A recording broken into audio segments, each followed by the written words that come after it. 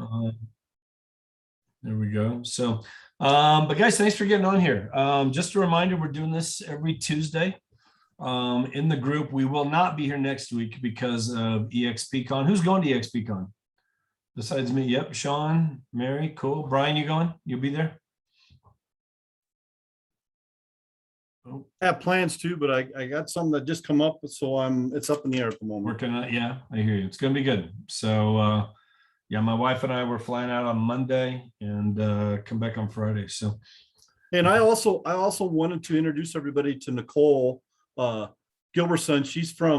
She's actually licensed in California and working on her Nevada stuff, and she's recently joined our group. So this is her first time with us today. oh, nice. Welcome aboard, Nicole. Good to have you. Jeff. Yeah, for sure. For sure. It's good to have you. So yeah, we'll be doing this every Tuesday. And of course, I mean, there's so much training in EXP world that, there was times when I kind of even hesitated doing something like this, but I do think it's good that we can all just share a little bit and be interactive on here, whatever. I asked Mary to teach today. Mary hit Icon here recently in August. So her 1-year anniversary at EXP. So I'll let her tell her story and stuff, but she's, got a great business up there in Woodland Park. So about a half hour from where I'm at here in Colorado Springs. But Mary, why don't you go ahead and take it away, tell your story, and whatever you want to jump in on your stuff. Okay. Okay. All right. Well, good morning, everyone. And thanks, Jeff, for asking me to speak today. What I'd like to share, I'm going to start by sharing my screen here, and we can hopefully it'll work. Got a little PowerPoint thing to go through. What we're going to talk today is about goal setting for margin.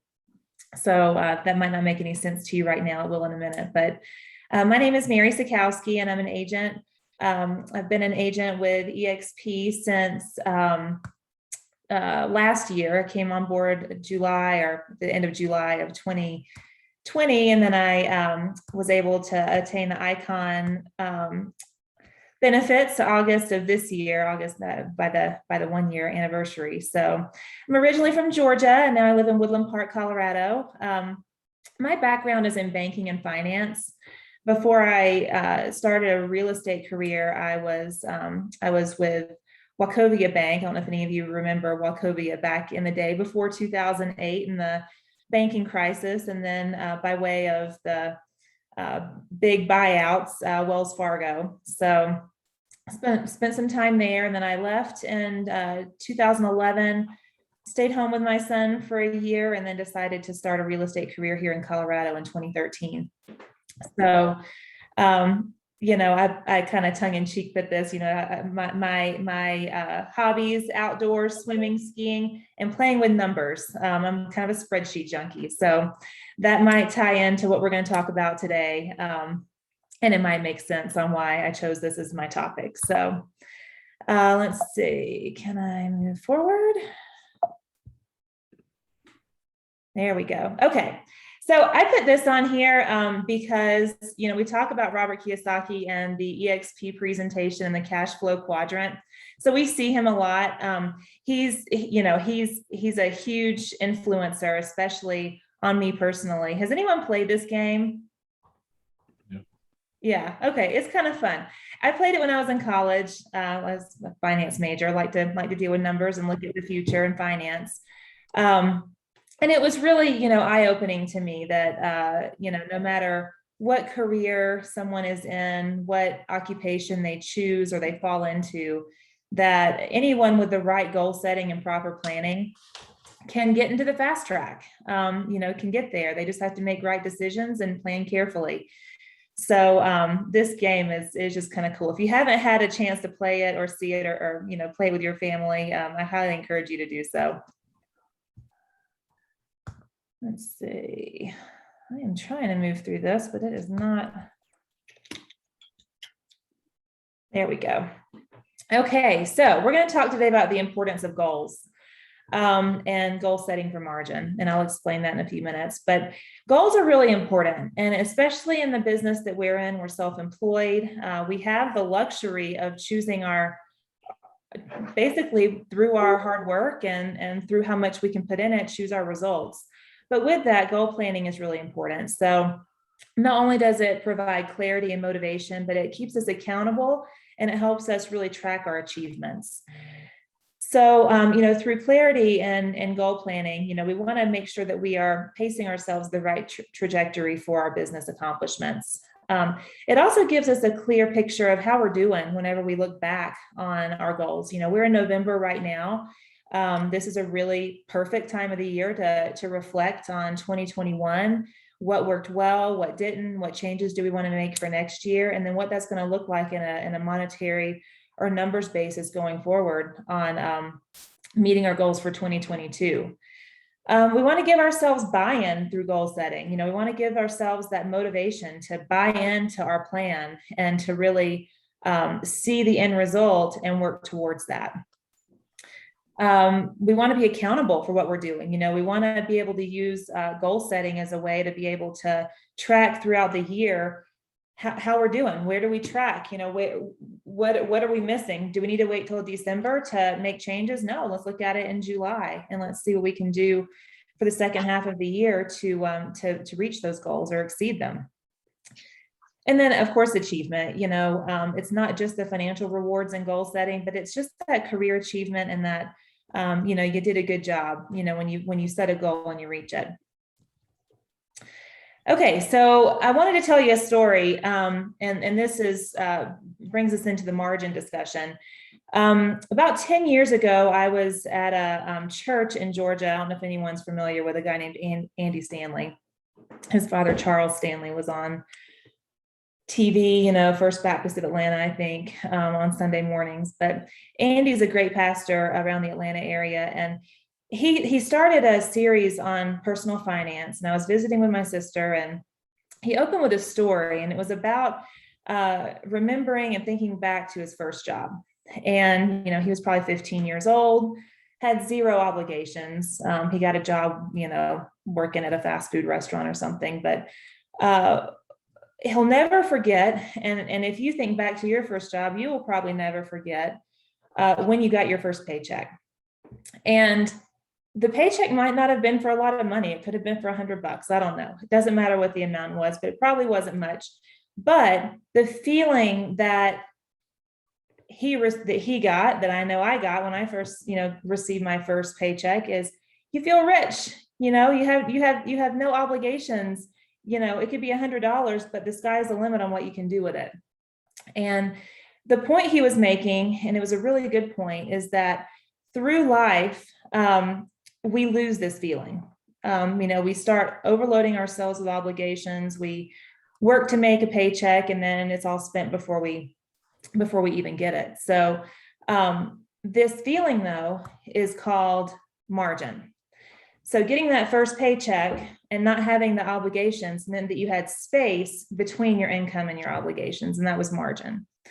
And so whenever I sit down and plan through my goals, I keep this in mind all the time. This just stuck with me. I keep in mind that, okay, if I'm going to plan my goals for next year, how am I going to give myself that margin? How am I going to take that pressure off so that I'm not spending my entire commission check right away, that I'm planning for the future, that I'm creating a buffer for myself and creating that space to feel good and to feel comfortable in what I'm doing, day to day. So with that in mind, we're gonna set our goals for margin. I want to stop here and ask, does anybody have any questions so far, any comments they want to make on this? Because I would love for this to be interactive. I think just a quick question to everybody. I think and again, like, it is a good time to be evaluating. I think we need to evaluate throughout the year, and kind of see where we're at. Always learning, always growing, whatever. But I think, let me just ask, like, some of you guys, like, in terms of, like, November, December, it is a good time to start reflecting back a little bit. And what have I learned this year? What areas do I need to work on and improve on going into the new year?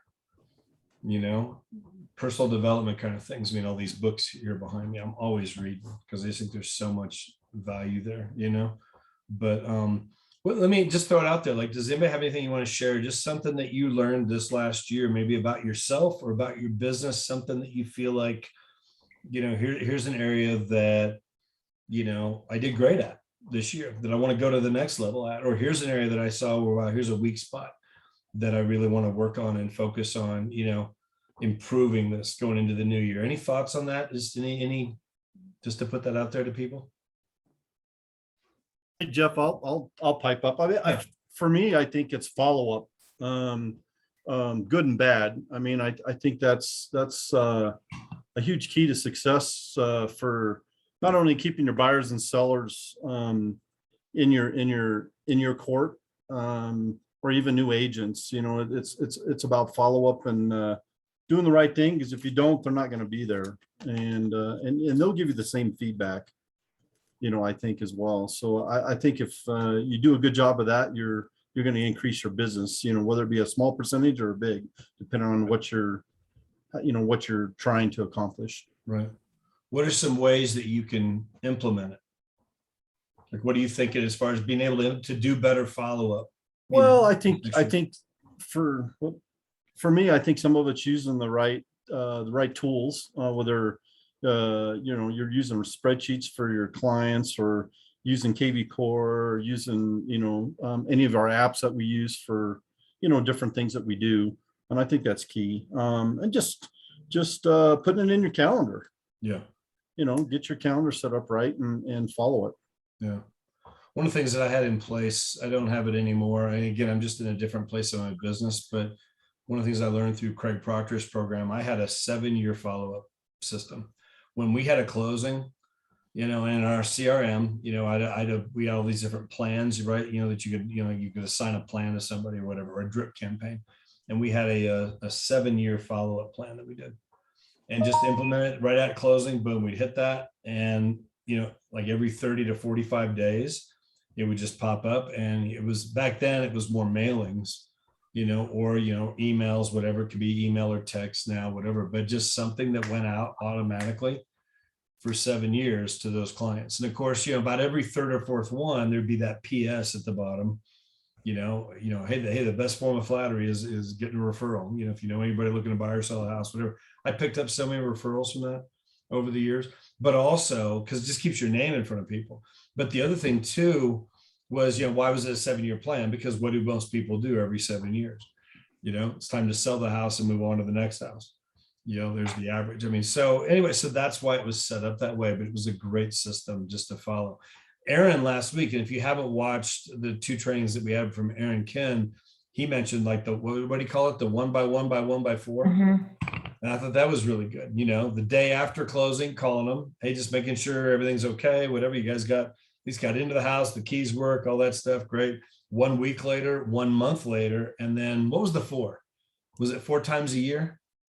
Do you remember? Yeah, quarterly. Every quarter. Yeah. Some sort of a follow-up, touch base with them, and just continue that. And you can automate that in so many different ways through KV Core or a good CRM that you have, just have a plan set up, where it automatically just does it, but it pops it up on your schedule, that quick phone call or a text. Hey, just checking in. I hope you guys are doing well. If you need anything at all, you'll find out something going on. Like Aaron had one where something was happening and it's like $75 and Aaron paid for it to come out. It's like, you end up getting referrals on that. Man, this guy's great.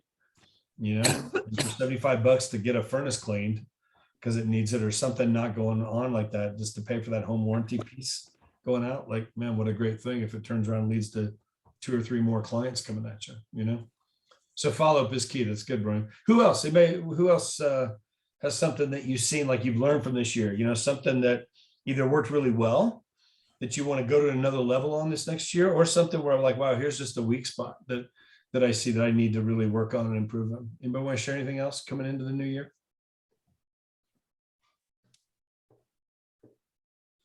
Anybody?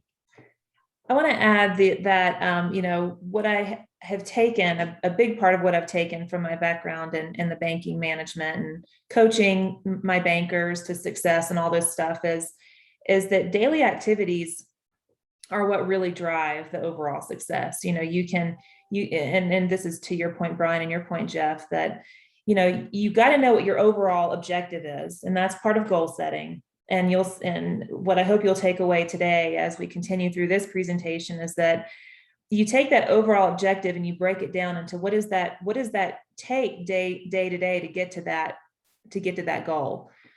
And so I'll just go ahead, unless anyone else has anything to add right now. We're going to look at the next steps. Of course, when you're goal setting for margin, you want to find out what your bottom line is, where you need to be in your business to be successful. And then you want to increase it. You want to really push your limits.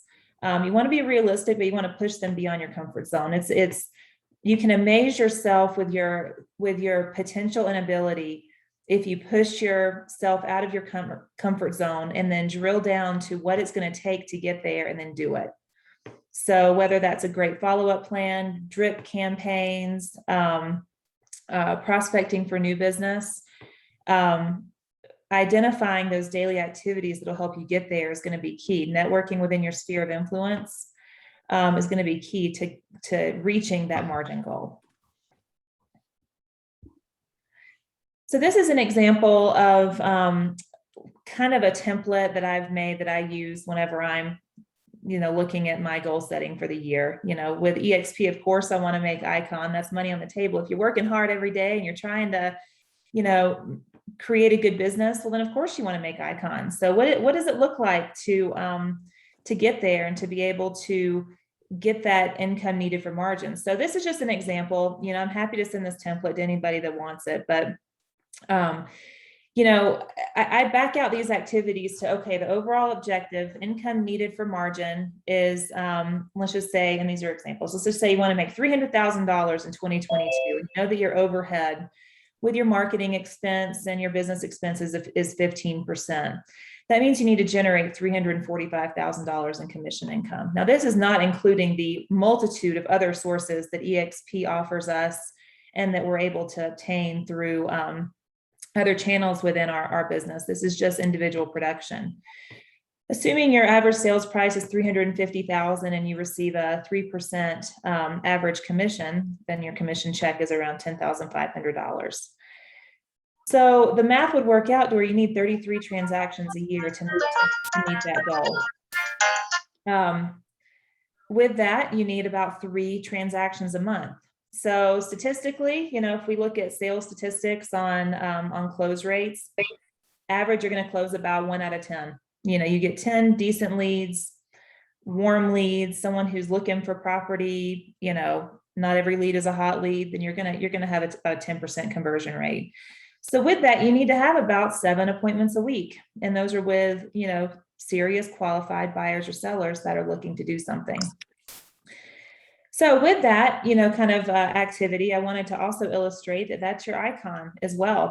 That's you meeting icon at that kind of level. So I don't know who would be happy with that as a goal for next year. I would. I think that's definitely pushing the envelope on, and that's a really good year in real estate. That's a heck of a lot more than probably 90% of realtors do in our market. I think, what is it, still 10% of the realtors do 90% of the business, because a lot of people don't apply the day-to-day activities to their job to be successful.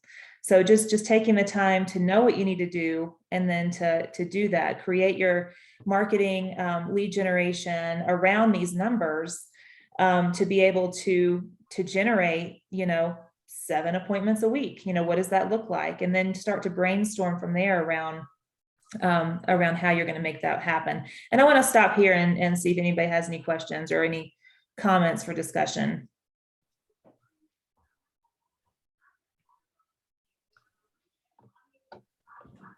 Anybody? Come on, guys. You got some thoughts here. Don't be afraid to share some things. Katrina likes to talk. Katrina, what do you think? Do you do this, Katrina? Because you're muted. I'm sorry. Mary, what is your approach to getting those 7 a week? Like, what are strategies that you implement to do that? Yeah, well, this is an example, but yeah, if I needed 7 per week, I would probably start with my sphere of influence. Look at what I can do within my community to attend events once or twice a week, talk to people, lead generation, of course, is always, you want to be able to effectively invest in a lead generation that's going to give you statistically the number to be able to get in front of the people, the number of people that you need per month or per week. So those are probably the two things that I focus on, is some lead generation and, local events and networking that way. What has worked for you for the Woodland Park area for lead generation? Because I feel like most of mine is Sphere, Mhm. which I think is probably the top, but like, how do you expand past that? Yeah, I mean, personally, I've for a lot of years invested in Zillow, for some lead generation. I know the Making It Rain platform is something I'm looking into amping up for 2022. That's actually my goal list, is to amp up what is available more through the EXP channels versus what I've done in the past. So those are Zillow's probably Zillow and Realtor.com have probably been the two places that I've generated the most leads over the last 5 or 6 years. Have you guys, Katrina, have you used the, or any of you guys, have you used the property boost through KV Core for listings? Yeah. Have you done that? Yeah. Do you have much it's success kinda- with that for yourself?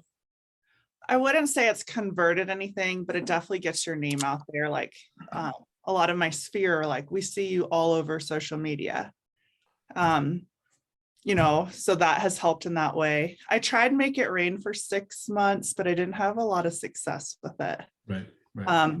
I talked to another EXP agent, and she says she feels you have to pay about $750 a month to really see. It's a numbers game too, again, but Yeah. And I've heard mixed I wasn't things on really- Make It Rain. There's some people that they swear by it, and like talking to other EXP agents, other markets and stuff, that they've done really, really well with it. Some that have not. I've Yeah. seen some pretty good success with the property boost. Okay. And we have a guy here in town in Colorado Springs, Carlos Gonzalez. He shared at one of our lunches about a month ago or so, and I don't know if you guys have heard this, or he was there, but he had a home out here. He's in several groups in Workplace on KV Core, and he had a house out east of town here. Colorado Springs, you go east and you run out here into the plains, and it's like you're on your way to Kansas. It gets very flat and wide open spaces out there. And he had a property out there, a 2-bed, 1-bath house on 44 acres, kind of an anomaly of a house. And it was on the market for 1 month with 0 showings, just out there in the middle of nowhere. I mean, it's miles out there, And one of the groups that he's in, they recommended that he try doing a property boost. So it's $60 for a week, and they put up ads on Facebook automatically, with your property. So, and I did it after I heard Carlos's story. In 4 days, they had 600 views on that property through the property boost, because you get an email every day where it shows you your numbers. They had 600 views. He picked up, he had 14 leads that came out of it. They picked up 4 that had turned into either buyer appointments. 1 was a listing appointment, or 2 were listing appointments. And then he got the property under contract. And that was in 4 days. Now, that's not going to happen for every property, of course, but it was enough for me to come back and go, like, talk to my wife, like, okay, for $60 a week, like, I'm going to do that with every home we list, like, why not? And so just there's a lot of tools in the back office for KV Core if you just learn how to use them. Most people just won't sit through the trainings or learn how to use them. That's the problem with it, but it's a great tool to bring in more stuff. But I like what you're doing here, Mary, in the sense of just one of the things I learned a long time ago when it comes to goals like this is, and I don't know if you guys have heard this, it's like most people overestimate what they can do in a year. They underestimate what they can do in 5 years. There's some quote out there like that. And I think that's true. I think as we're coming into this new year, don't be afraid to go big with some of this stuff, but then break it down. Yeah. It's one thing to say I want to have 30 closings this year. Okay, great. Now, what does that mean? If you break down the numbers like this, how many appointments do I need to do that? How many calls do I need to be making to hit that? How many closings a month do I need? You start going backwards through that goal to come down to the bare basics of what do I need to do on a daily basis to accomplish that goal for the month, which then will lead to the goal over the year. and through that, now you can set up even a 5-year goal and backtrack it and do the same kind of thing. Exactly. But without breaking it, they say that too, aim at nothing, you'll hit it every time. And most people just won't go through the exercise or the work of setting the goals. It's like, December comes, like, taking a break. And I get it, take a break. We all need those breaks. But come into January, like ready to go. Take some time there and start digging into this stuff and start breaking this down like this. What do you want to do? And go backwards through that goal. And now you can figure out on a daily basis, here's what I need to do to accomplish the goal. And your numbers might be different than this. Obviously, you're going to have your numbers, whatever that might be. How many appointments do you need a month to hit your goal? It might be 15 appointments a month. So you need one, and then how many calls does that mean? How many leads do I need to get that, whatever. What do I need to do now to generate those leads? It's just like, how many people do I need to talk to? Make that happen. So. Yeah. And I've seen this over and over again, sales statistics, even in a service industry sales career, like real estate, we're a service industry, but we're also in sales, it's all the same, it's a numbers game. It's knowing that you're getting in front of enough people that statistically will convert. And then it's taking that and finessing that into, well, geez, let me see if I can get this to a 20% conversion rate. Let me see if I can beat the odds on what the statistics tell us. Let me work smarter, not harder. Let me, if I'm only able to get in front of, 14 people a month, let me see if I can make this more effective, better quality leads, or, choosing more high impact activities that'll get you in front of ready buyers and ready sellers, like that property boost. You've got people that are now inquiring on a property that is on the market, a listing appointment comes out of it, buyers come out of it. That's how we grow our business. So those are high impact for sure. All right. So icing on the cake, I would be remiss without saying that this is just one aspect of, goal setting. You want to look at your overall picture with your overall career. Within EXP and just within a real estate career in general, we have so much more available to us within, developing a team. And that's actually my 2022 goal. In 2021, I established a team, and my teammates and I are working on growing that and developing that so that is another source of income for me as the team leader. And then to help them reach their goals for margin. Mentor compensation, within EXP, stock bonuses and rev share. And those are all things that help us to be able to get to that margin point that helps us feel like, the sky's the limit. So I had to say this just because of the cash flow game, and I love it, but, staying diligent and focus on your goal setting with your utilization of passive income streams. Definitely you're on the right track to get out of the rat race and on the fast track, which is the whole point of that game. So that's all I had, except for this quote that I thought was kind of cool.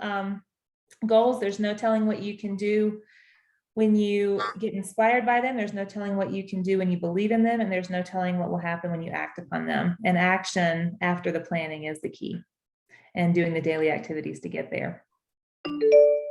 For sure. That's awesome. Do me a favor, Mary. If you can stop sharing your screen so we can all I'm going to try. It still won't. Oh, hang on. Let's see. There we go. There's my mouse. All right. Awesome. Cool. Let me stop. Good. So let me say real quick, I want to welcome Colin on here. Colin just joined EXP on Friday, got your license moved over. Is that right, Colin? Yep, we've been talking for a few months, and so came to the lunch here a couple weeks ago. But anyway, it's good to have you on board, Colin. Welcome on board. Thank you. Looking forward to getting going. I actually got on a KV Core this morning, so thank you for that. Oh, did you? Good. Yeah. Very cool. And real quick, can you just share, Colin, you've been, how long have you been in real estate? Since 2016. 2016, five years now. and you're on track. You're a big producer out there on your own. Yeah. Just by yourself right now. But how many transactions? What kind of volume do you have this year? Roughly. Are you on track for? I'm on track to do about 50 this year. I think I looked, and I'm close to 17 million in volume. It's awesome. So yeah, it's really good, man. looking to double that this year. Yeah, at EXP. good for you. Very cool. Yeah.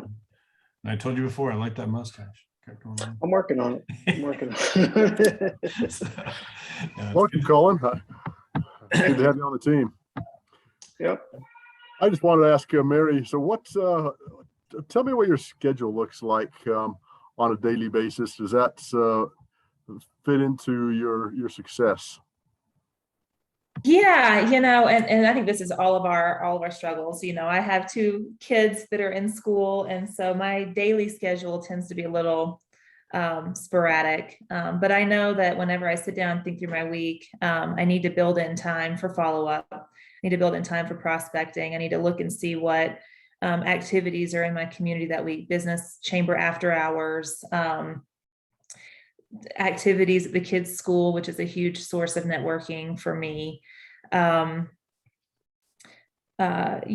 Keeping in mind that, if I need to meet with or, get in front of 20 people in the week, how am I going to do that? And so I sort of back that out into what I have going on, and wearing my name tag to the grocery store. I cannot tell you guys, if you're not wearing your name tag everywhere, it opens up some conversations. I wear it to this, I'm volunteering at the school, I wear my name tag, and I always end up talking to someone about real estate. I like to sit down about once a month and go through where I'm at, where I'm tracking for the month and for the quarter. And then this time of the year, I'm sitting down and planning out next year. So I'm looking at how this year has looked. I like to try to make these goals. These goals are an example, but my personal goals, I want to, I aim to have those done by November. I want November, December to be gravy, for the year. So I really try to accomplish, whenever I set my goals, I try to set them up to accomplish in 10 months. And that way, I'm buying myself a buffer. I'm buying myself some margin if I need it to make sure I'm achieving where I want to be. it's good. It's important to create that, really work hard on that margin. I think realtors, we're good at making money. We're good at spending money. Mm-hmm. And there's so many that are, they're about a month or 2 away from being out of business. And that's a challenging place to be, and I've been there, back in the day, many times. You have a huge month, 5 closings this month, and the 29th, they all fall apart. Yeah. We can have those, it's one of the nice things about EXP, because with the multiple streams of income for doing what we're going to do anyway, like it's one of the big appeals to me in coming over here, almost 4 years ago now. But to have that margin, to be wise with how we spend our money, be wise with how we spend our time, and it is a numbers game for those of you guys that are new and different things. And the more people you talk to, I just had to learn that early on. When I first started, I remember being in the office, and after a few weeks of being in the office, I realized I got to get out of the office. Mm-hmm. I'm not getting anything done in the office. I mean, as much as I could. And I found that I remember taking my laptop. This is my first year in real estate, 2002. And I remember going to Starbucks, and I would just sit there and do everything that I was doing in the office. I just did it I'd be at Starbucks all day some days. I had no appointments that day or whatever, but I would sit there with my laptop, doing my emails, making my phone calls, working on ads for whatever that was going out at the time, working on my website, doing stuff, but I did it out there. And I just made a point. I can't tell you how many deals I've picked up over the years from just being out at a coffee shop. Because you're sitting there and I'll hear that table next door. Here's the 2 moms with their kids. And the one mom is like, oh my God, if we don't get a bigger place, I'm going to shoot somebody. Like, I mean, you'll hear that kind of conversation. And I would go over and talk to them. I just wasn't afraid to, hey, I'm so sorry, man, I'm not trying to eavesdrop. I overheard what you're saying, whatever. I mentioned about the kids or whatever, just kind of get in there. And I just hand them my card. Like, hey, just so you know, I'm a realtor here in town, whatever, if I can help you in any way at all or whatever, just, and just getting around and meeting people and just talking to people and just, and then you start seeing some of the same people and you start having some of those conversations. I take those breaks and talking. I've picked up so many. The first deal I ever got was a stranger in a coffee shop, and it was somebody, they were stationed at Fort Carson here in Colorado Springs, and they were getting ready to move to Utah. And one of the people that I was sitting there that I met, whatever, handed them my business card. And I just said, hey, if you know anybody looking to buy or sell, I just want to give you my card. And I actually do have a friend. They're forecasting they're getting moved to Utah, and I think I know they're going to sell their house. I don't know if they've talked to anybody or not. That night I get a phone call from this guy Jay. I remember, and I go meet with him, and sure enough, I list the house. My first listing. I put the sign in front of the wrong house, by the way. That was I learned from that. One of those mistakes. I did. I had something kind of like that this year. I was volunteering at my kids' peak swim team car wash. It was a Saturday washing cars, and I was taking a little break, rinsing out some of the sponges, and one of the couples that drove up to get their car washed, they just randomly drove through them, talking to them. Where do you live? I wore my name tag even at the car wash. And the conversation came up. Hey, we're actually thinking about maybe selling our house. Well, I listed their house and it's under contract at $635,000. Would not have had that if I wasn't just being proactive and keeping my eyes and ears open out in the community. So it's huge what you can come up with when you just are always on point, which can be exhausting sometimes, but also rewarding. Yeah. Awesome. You guys all have name tags? Does everybody have a name tag? Yep. No, I would House of Magnets has a pretty good deal for the magnetic name tags, are like $5 a piece or something. So I recommend if you go on there, it's easy to order those. Yeah. They're in your back office in Enterprise. Yeah. I think the link through House of Magnets is on there too, isn't it? Yeah. Yeah. I think under marketing, branding, whatever, there's down at the bottom of that page of Enterprise. Mm-hmm. Yeah, they're cheap. $5, whatever. You can get a couple, 2, 3 of them.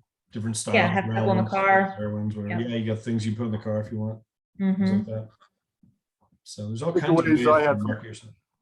2 takeaways I had from today's meeting is first is be socially present. I think is a huge point there, Mary. I like being social media where you go on, Jeff, like you say, in the coffee shop, just letting people know that we're in the business. But I also liked your idea of the numbers, because I think too often in our business we get too concerned about well, what do you do? What's the most valuable thing? Well, it's different in every market. It's different compared to what your personality is. And so just having something that you do consistently, the numbers will work. Long term, the numbers will work. Will you get 1 out of 10? Maybe. Will you get 3 out of 10? Maybe. That doesn't really matter. But to have something that we do on a consistent daily basis that goes through the numbers, I think is huge. Yeah. Yeah. Thanks for that. Okay. For sure. Have you guys ever listened to Jim Rohn? She had that quote from Jim Rohn there at the end. Jim Rohn's he's an awesome, he passed away a few years ago, but just probably the guru of like personal development kind of stuff. And I know back on that back shelf up there at the top, I've got 4 or 5 of his books, but I've got all his audios. I love listening to him on audio. You can look him up on YouTube, but you could find his audios, but he's got a whole series on goal setting. And it's powerful stuff, really good stuff, and breaking it all down, and the numbers and how to make that work. And he says, I'll beat you every time. He says, I'll talk to more people. This guy converts 1 out of 10. This guy converts 4 out of 10 appointments. He says, I'll still beat you. I might convert 1 out of 10, but if I call, 4 times as many people, 5 times as many people, I'm going to beat you. Right. He's like, I will beat you. He's like, and again, and here's the thing, the more you do anything, the better you get at it. Mm-hmm. The more I got out there at Starbucks and the more people I talked to, the more comfortable I got doing it. So I just found myself being able to talk to people everywhere I went, and through those conversations, just you're standing in line at the grocery store, and I'd find some reason to compliment that person, or something to say about their kids, or something to say, whatever it might be. I just find a reason to say something, and it would open up a conversation. Now, that doesn't always lead to things, but many times it would, And again, I think, like you said, Mary, you got that name tag on wherever you go, and it's just people automatically know what you do, and that will lead to conversation. There's no doubt about it, and getting some deals out of that. Well, these days, and my name tag has, of course, the EXP logo, and then it has my name, and you can see the Realty below it, but it's kind of small, in the EXP Realty logo. And I get people, they're like, EXP, what, and then, what is that exactly? Because they don't know the brand yet, and they're what they're curious. So there you go. There's an open conversation, Yeah. just because they're wondering what the heck I'm wearing. Yeah. I would tell you guys, as you're thinking through goals for this next year, and it is a great time to start working on that. It's slowing down a little bit and there's more time to do it, but just take advantage of that time, work on that. Think about that and start jotting things down and start tweaking those and then start backtracking them and figuring out the numbers and that kind of stuff. But also be thinking about a 5-year goal, Mhm. be thinking about that. And I talk about that all the time when I meet with agents to show them EXP, like what's your plan for 5 years from now? So many people, they might have something, some people haven't thought about it.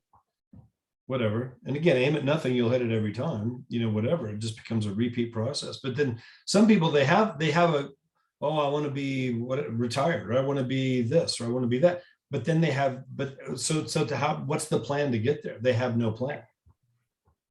And it's just, so again, next thing you know, 5 years go by. It goes fast. You guys probably see that. I mean, I can't believe it's November already. Like, good Lord, what happened this year? It's just, Right. it goes quick. Yes. But to have those kind of things and then start backtracking from that 5-year goal, backtracking that down, to a 1-year goal, to a monthly goal, to a daily goal. And that's how you are able to do that stuff, and set yourself up to where, wow, next thing you know, that 1-year goal, you hit it. And it gets easier and easier and you get better and better the more you do it. So now next year, the goal becomes bigger or whatever. But you also then, I think the nice thing about EXP is within 5 years, you've got options. Mhm. If you're doing it right, you hit an icon every year, and there's no reason why everybody on here couldn't, if that's what you want to do. Some people might not want to do that. That's fine too. It's different for everybody. But you want to hit that and you want to, do these big things. And now just even with those stock bonuses and that kind of stuff, what that can turn into over time. Like, man, we are set up for some big, big things here. So anyway. Any other thoughts or comments? Anybody want to share anything before we wrap it up? Anybody? Thanks for hosting, guys. Yeah, thank you. Thank you guys for being here. Mary, thank you very much. It was awesome. Hey, welcome. Thanks. Good Thanks for stuff. letting And it's a us great in. time of year to be thinking about that kind of stuff. So when you said, hey, here's what I want to talk about, I'm like, perfect. It's a good time of year to be thinking about that stuff, because most agents won't. I'm just telling you, they won't. They end up taking December off, kind of whatever. And then January, now they start thinking about where they're going to go. And next thing you know, it's February. Yeah, they need to hit the ground running in January. So Yeah. be ready. I will tell you this, guys, here's one of the things just to share, because I mean, if I look back over my 20 years in real estate, probably if I had to really break it down, I will tell you probably my 2 biggest months of the year for me, almost every time, have been like January, February. Mhm. Which most be, and again, I have big Julys and Junes and all that kind of stuff, but this January and February for me have always been huge months in terms of production, because I found myself, and again, something I learned through Craig Proctor, sometimes do the opposite of what everybody else does. Most agents are going to pull back big time over the next 2 months. So I found myself just kicking it in. Now I take, December 15th, 18th, like I shut it down. I mean, whatever, I'm focused on holidays and family and all that kind of stuff. But, I can't tell you, because of just the marketing and just getting things out there and getting the word out there, get my name out there, picking up more leads, that kind of stuff. They're not looking to buy in December, but here's what happens. December 26th, my phone starts going crazy, because that pent up demand, or what, there's just things that build up right there. People aren't in that mode over between Thanksgiving and Christmas, but afterwards there are people moving in January, and we've had big Januaries and Februaries, some of our biggest months ever, because those people, they got under contract, after Christmas and Christmas to New Year's and on into those first couple of weeks of January. And now we end up having these big months. So just something to be thinking about. It's not the time to get the holiday time and get that regroup time and get that goal setting time, but at the same time, be out there and be working ahead, so that, January and February aren't just months where we starve and we're trying to figure out, man, hopefully March gets better, whatever. No, it can be big months for you. There will be plenty of people buying and selling in January and February, but you're going to find those people now. Mhm. So just things to think about with that. So, okay. So Cool. Well, guys, thank you very much. Appreciate it. Again, we won't be here next Tuesday because a lot of us will be in Vegas for EXPCon. I would tell you to get tuned into that. If you're not going, get online. A lot of it's going to be online and virtual. You'll be able to do some of that, but plug into that. Look at the schedule for the week. There's a lot of good classes this week, of course, every week in EXP world. Plenty to do there as well. But great time to be working ahead and getting yourself set up for a great 2022. Okay. So Mary, thank you again. Appreciate it. Okay. Guys, have a great day. Okay. Hey, thanks. Have a good Thanks, day, Mary. everybody. Have a good Thanks, day. Thank guys. you. Have a See you in good day. Vegas, Jeff. All right. We'll see you.